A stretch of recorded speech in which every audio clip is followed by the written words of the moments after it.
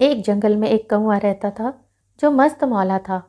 वह जिंदगी अन्य पक्षियों से अलग तरीके से जीता था। खुद कुछ मेहनत तो करता नहीं था और कहता, ये सब मुल्क तो बेकार में ही इतनी मेहनत करते हैं और अपना खाना जुटाते हैं। मैं तो अपने हिसाब से जीता हूँ और ऐश से रहता हूँ। एक दिन पिंकी तोता अपने चोंच में एक एप्पल लेकर आती है। तभी कौवा आकर उससे कहता है, अरे पिंकी, तुम अब तक यहीं हो? वहां तुम्हारी माँ पत्थरों से टकरा कर बेहोश हो गई है। क्या कहते हो कौवा भाई? मुझे तो कोई खबर ही नहीं मिली। मैं अभी जाती हूँ। और वो रोते हुए घर की ओर उड़ जाती है। बेवकूफ पिंकी, इसे कहते हैं बिना मेहनत ही खाने का इंतजाम करना। और वह पिंकी के लाए सेब को आधा खाता है और फिर पेट भर जाने पर बाकी फेंक देता है। एक दिन वह रानी चींटी को एक मूंगफली का दाना ले जाते हुए देखता है। अरे रानी, ये क्या कर रही हो? इतना भारी दाना तुम क्यों उठाकर ले जा रही हो? भैया, ये मैं अपने घर ले जा रही हूँ। बारिश के समय जब बाहर नहीं निकल पाऊंगी तो जमा किए हुए अनाज को खाकर ही आराम से बारिश का मौसम काट लूंगी। पिंकी, तुम व्यर्थ ही इतना मेहनत कर रही हो। मैं तो बिना मेहनत ही खाने का इंतजाम कर लेता हूँ।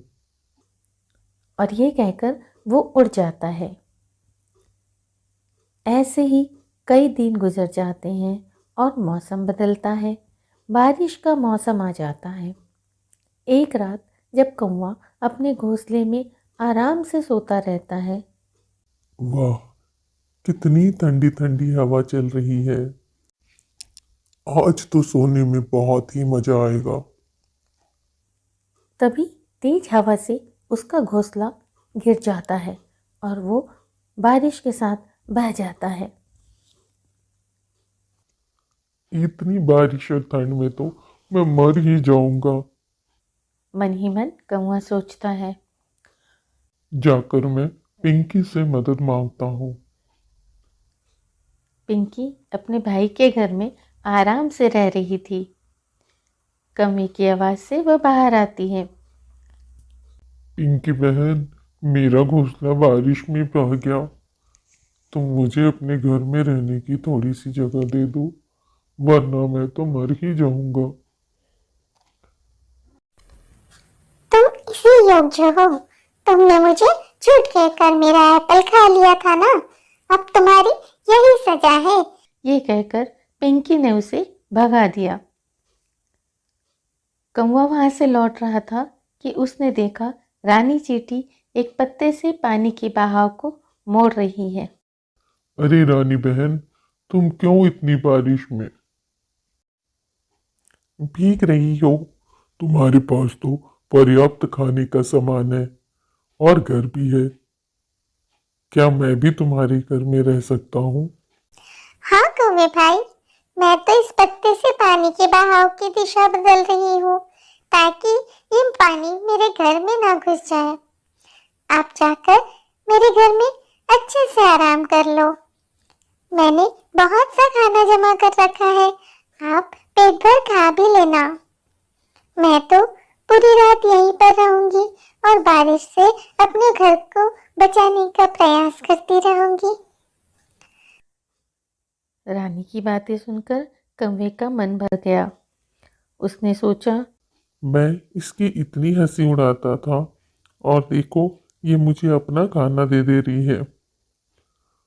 वो कहता है, रानी तुम देखो अब मैं क्या करता हूँ, और वहां से उड़ जाता है। कुछ देर में चोंच में एक पत्थर लेकर लौटता है और उस पत्थर को वहां डालता है जहां रानी पत्ता पकड़कर रखी थी। और फिर रखकर वह पुनः उड़ जाता है और एक और पत्थर लेकर आता है और वहीं रखता है। धीरे धीरे पत्थर रखते रखते वहां पर एक पत्थरों की दीवार बन जाती है। रानी, अब कभी तुम्हारे घर में बारिश में पानी नहीं आएगा। देखो मैंने कितनी ऊंची दीवार बना दी है। हाँ भैया, आपने तो कितनी अच्छी दीवार बना दी और पानी की दिशा हमेशा के लिए मोड़ दी। अब मेरे घर कभी भी पानी नहीं पहुंचेगा। फिर दोनों आराम से गुफा के अंदर जाकर खाना खाते हैं। कौवा कहता है, आज पहली बार मुझे खाने में इतना स्वाद आ रहा है, क्योंकि मेहनत करने के बाद खाने में अनूठा स्वाद आता है। शिक्षा, हमें हमेशा मेहनत करते रहना चाहिए और दूसरों की मदद करती रहनी चाहिए।